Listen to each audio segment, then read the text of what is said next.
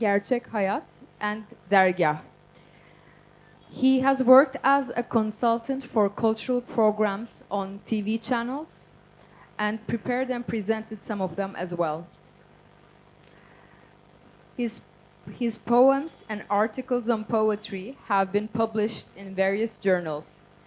In 2018, he received the Writers Association of Turkey Poetry Award with his poetry book Bir Japon Nasıl Ölür?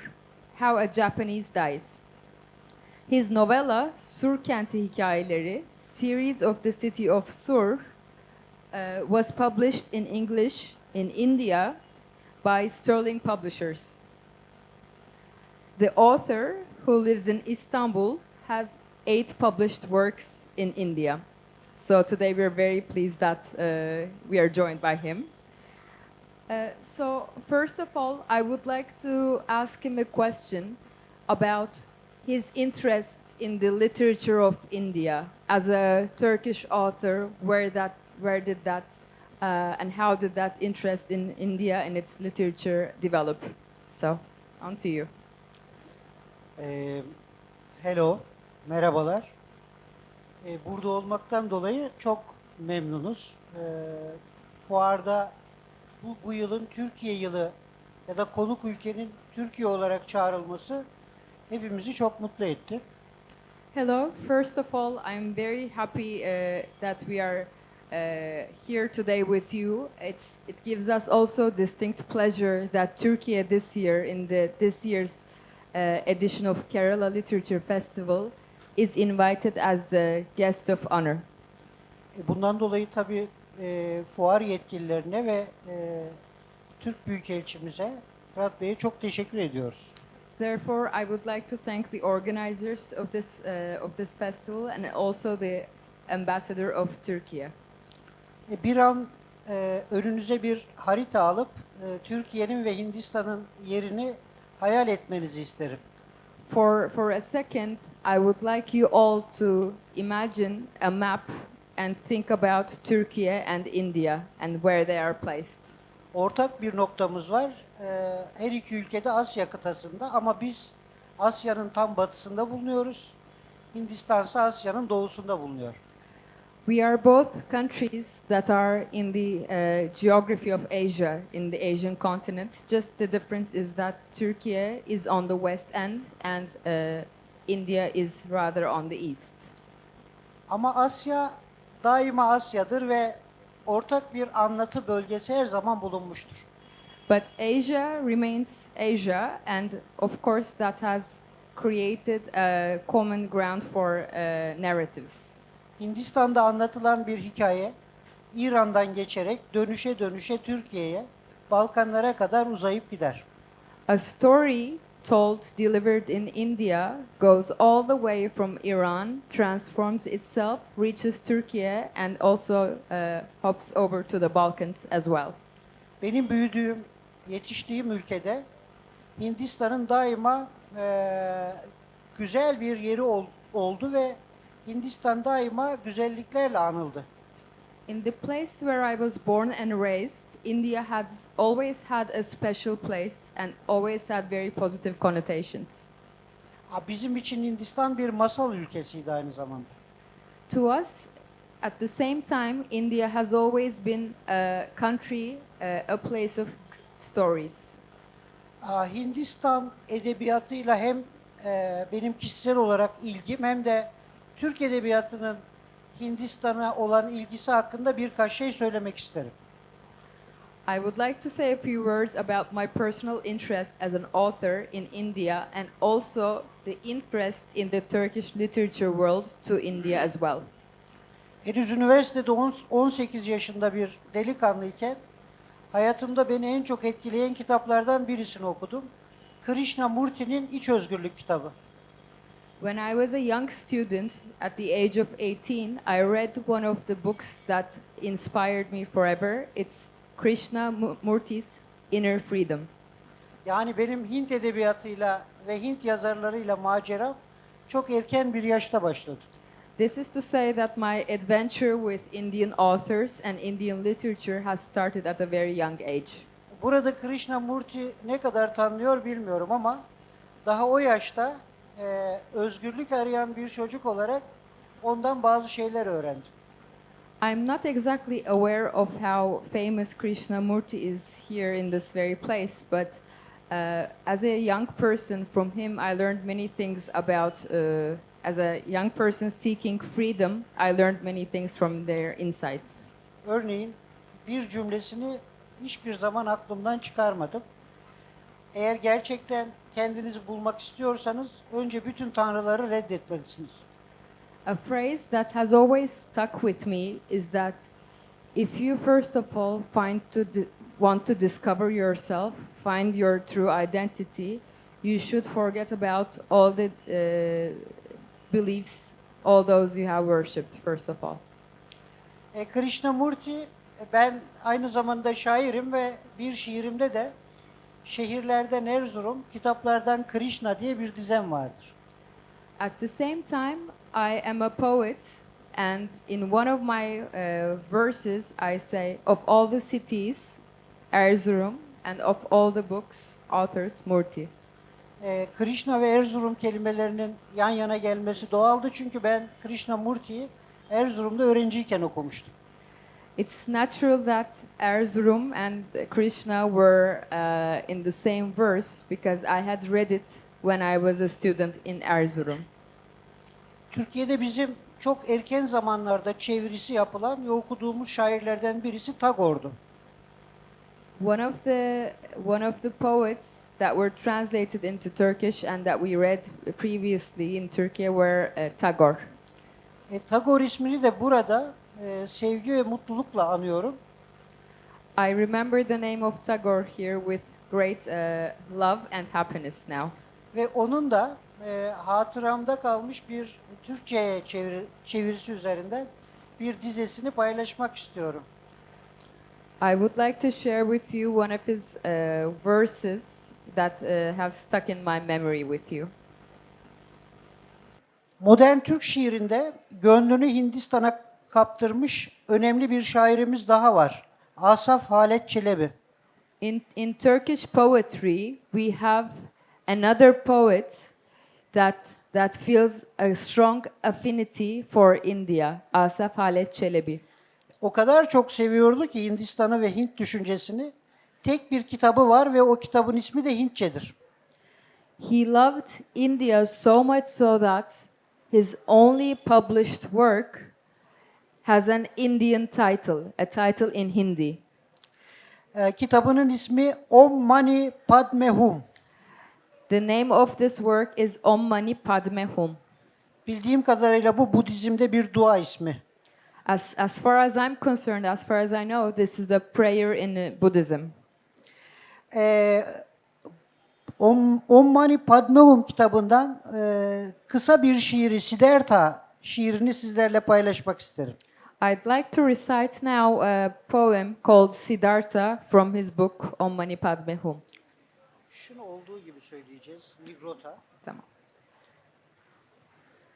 Nigrota. Koskoca bir ağaç görüyorum ufacık bir tohumda. Nigrota, I see a massive tree in the tiniest of seeds. O ne ağaç ne tohum. Om Mani Padme Hum. It is neither a tree nor a seed. Om Mani Padme Hum. Siddhartha Buddha. Siddhartha Buddha, Ben bir meyveyim, ağacım alem. I am a fruit and my tree is the universe. Ne ağaç ne meyve. Ben bir denizde eriyorum. Om Mani Padme Hum. Neither a tree nor a fruit. I melt in a sea. Om Mani Padme Hum. Aynı zamanda Türkiye'de Hint düşüncesine yönelik büyük bir merak vardır. Ve okullarda, lise kitaplarında Hint medeniyetinin anlatıldığı bir bölüm de bulunuyor. I must also share with you that in Turkey there's a great interest in India and Indian thought.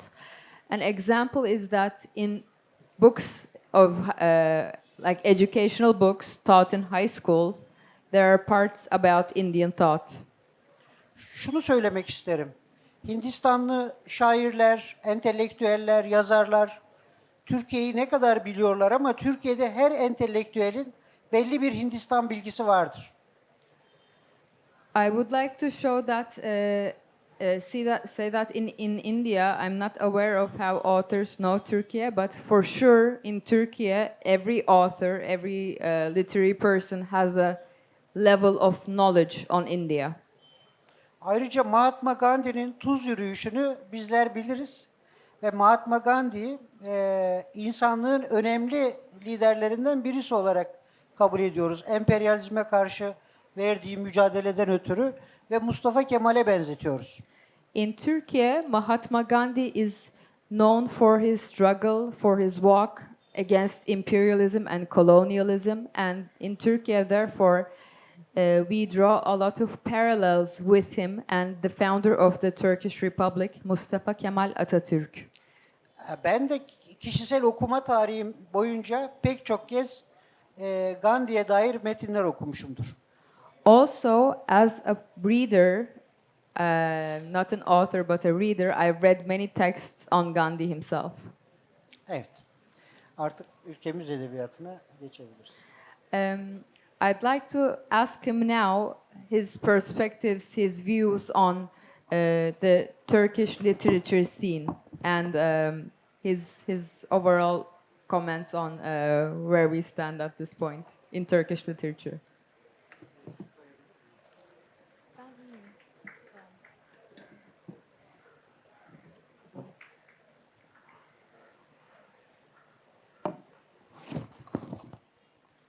Tabii kendi ülkemin edebiyatından da bahsetmek güzel olacak. Çünkü sizler büyük ihtimalle Türk edebiyatı hakkında çok fazla bilgiye sahip değilsiniz. Of course, I would like to share with you some just a general understanding of Turkish literature. I'm not sure of your level of knowledge of Turkish literature, so I'd like to share some.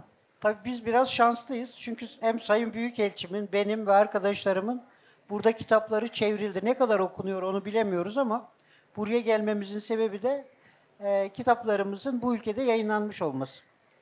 We are quite lucky in the sense that both me, my other fellow authors here from Turkey, as well as the Turkish ambassador, have their works translated into Malayalam. So it's this is the reason actually why we are here today. Türk Edebiyatı'nın dünyada en çok tanınan yazarı Nobel ödülü alan Orhan Pamuk. The most renowned and well-known author from Turkey is Orhan Pamuk, who was also awarded with the Nobel Prize of Literature. Ama Orhan Pamuk tek değil, güçlü bir edebiyatın bir parçası olarak değerlendirilebilir. But Orhan Pamuk is not an alone. He's not an unique example. He's one of the many representatives of a strong literary tradition. Biz batılılaşma serüveni geçiren bir toplumuz ve edebiyatımızı da batılılaşmadan önce ve sonra diye ikiye ayırıyoruz. We are a nation that has been through a journey of westernization, so to speak. So when we analyze Turkish literature, we first look at the pre-westernization period and post-westernization period. 19. yüzyıldan önce edebiyatımızın merkezinde büyük oranda şiir vardı ve divan şiiri dediğimiz şiir edebi etkinliğin merkezini oluşturuyordu. So before that period, before 19th century, at the heart of Turkish literature was poetry, and especially the tradition of divan poetry was at the very focus of literary activities. 19. yüzyıldan sonra bir şeyler değişmeye başladı. But come 19th century, things started to change. İmparatorluğun, Osmanlı İmparatorluğu'nun batılılaşma çabası aynı zamanda edebiyatta batılılaşmanın da önünü açtı. The overall trend of westernization in the Ottoman Empire also led to a trend of westernization in literature as well. Kısaca dört şey gerçekleşti. Şiir modernleşti. So overall, four transformations have taken place. First, the poetry became more in Western style. Modern hikayecilik başladı. Modern storytelling had begun. Acemice olsa da ilk romanlar yayınlanmaya başladı. Although it was in an amateur spirit, first novels started to be published. Ve tiyatrolar yazılmaya başlandı. And of course, we started having theater plays. Burada tercihler de çok önemliydi. Örneğin Japonlar Shakespeare'i tercih ederken Osmanlılar, Türkler Molière'i tercih etmişlerdi.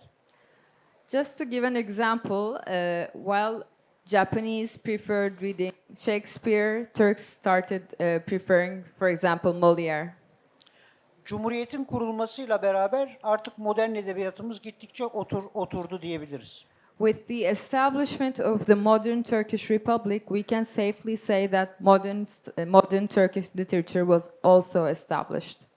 Bugün Türkiye'de üniversitelerde gençlerin en çok, daha doğrusu dünyada gençlerin, üniversite öğrencilerinin en çok dergi çıkardığı bir iki ülkeden birisi Türkiye'dir.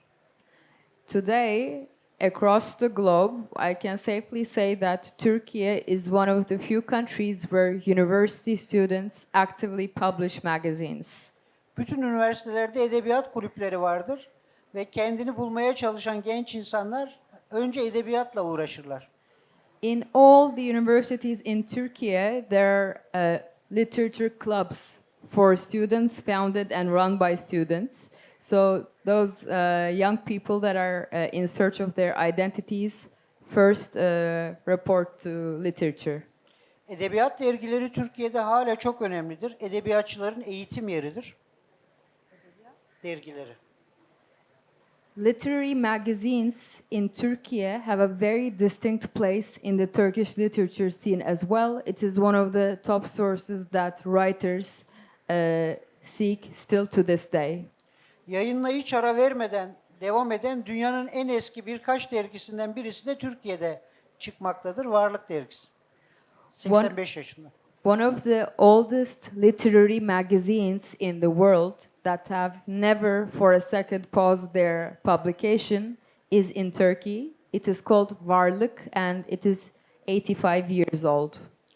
1990'lı yıllara kadar Türk Edebiyatı'nın ana konularından birinci konusu Doğu-Batı çatışması oldu.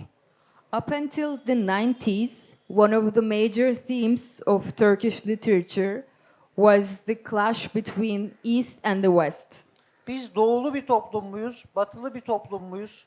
Geleneklerimizin ne kadarını devam ettireceğiz, ne kadarından vazgeçeceğiz? Edebiyatçılar da bunu sürekli işlediler. Writers, authors kept posing the question, are Turks from the Eastern world? Are they from the Western world? How much of a transformation is there? This was a common thread that came up in most literary works. Üzülerek söyleyeyim, kapitalizmin ve tüketim toplumunun büyümesiyle, gelişmesiyle şiir gücünü romana bırakmaya başladı. I had to say that unfortunately, with capitalism and growth of consumerism, poetry has lost its weight, so to speak, and more novels are published instead. Süremiz az kaldı. Kitaptan da bahsedeyim. Belki Evet. soruya da zaman kalmayacak gibime geliyor. Bir iki soru alabiliriz. Now I would like to ask him about his latest work that was published, The Stories of a Walled City. Burada Hindistan'da yayınlanan kitabım Surkenti hikayeleri, tarihi bir şehirdeki 21 marjinal kahramanın hikayesini anlatıyor. Stories of a Walled City, my latest published book in India, tell the story of 21 characters, protagonists, who are considered to be rather marginal. Neden marjinaller? Why are they marginal in what sense? Neden bu kadar tuhaf insanları tercih ettim? Why did I, in my work, seek to uncover this kind of extremist or different people or characters. Çünkü bellek sıradan olanı hatırlamaz.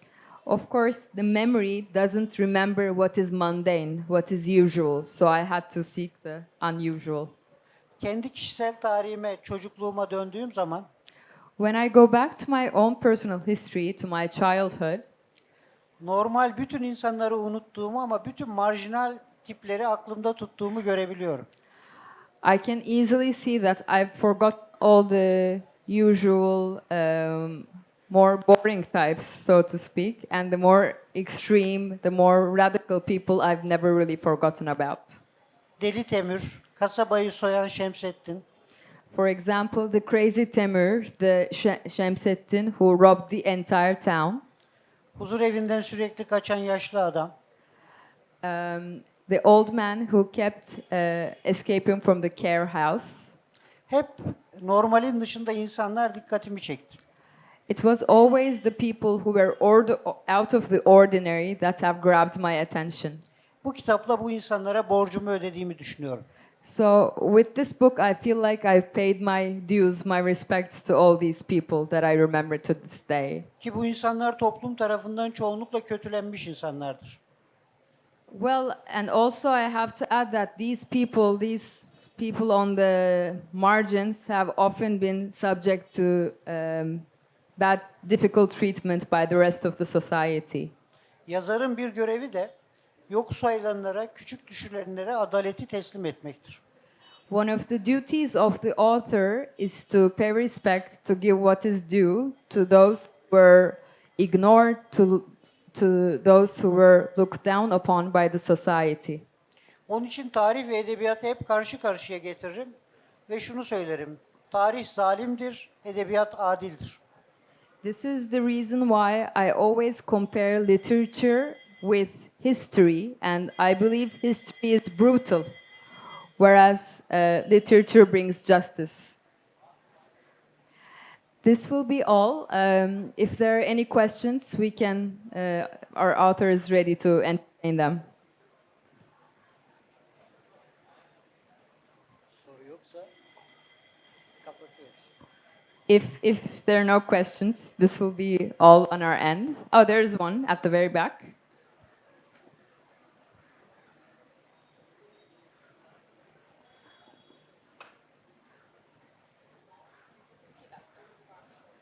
Thank you, sir. Thank you being the guest of Literacy Festival. And my question is, as you said, Turkish change into the modern literature immediately after the establishment of modern Turkish Republic. And after 1990s, we could see there is a kind of shift, a new genre we could see, kind of going to the past, particularly historical fiction. We could see particularly series. We can see the release Ertugrul, Kurlis Osman, this kind of series. Actually, even it translated, its subtitles are there in Malayalam, in Urdu, in Bengali language, it's translated. So my question is it a quest for redefining the focus of Turkish literatures to the past Western-oriented to Eastern-oriented?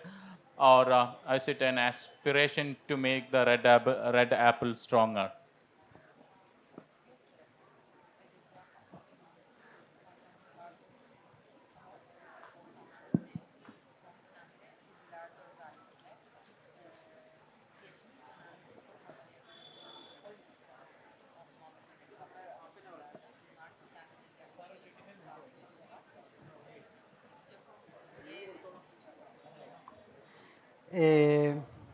Aslında tarihte geriye dönmek mümkün değildir. Well, actually, in history, it is not possible to go back. Fransız düşünür Baudrillard'ın cümleleriyle söylersek, If I can say it in the words of the French thinker Baudrillard, bu bir simülasyondur. this is a simulation. Geçmişin modalaştırılarak büyük oranda içeriksiz bir şekilde yeniden kullanılmasının parasal değeri dışında bir değeri olmaz. To refer to the past, to produce works that do so, do not really add anything except for bringing monetary value, bringing profits. Tabii dönem dönem ülkelerin kültürlerinin böyle tercihleri olabilir ama çok kalıcı olacağı kanaatinde değil. Of course, from time to time, different nations, cultures do develop an interest in the past. I, for one, do not believe that they have much of a contribution. Türk dizilerinin bir faydası oldu. Türkiye'yi dünyanın pek çok ülkesinde tanıttı. One of the biggest benefits of Turkish series that are watched everywhere is that they have introduced, they have presented Turkey to the world. Thank you, madam. Thank you. Thank you. Thank you, Mr. Ali Ayçil.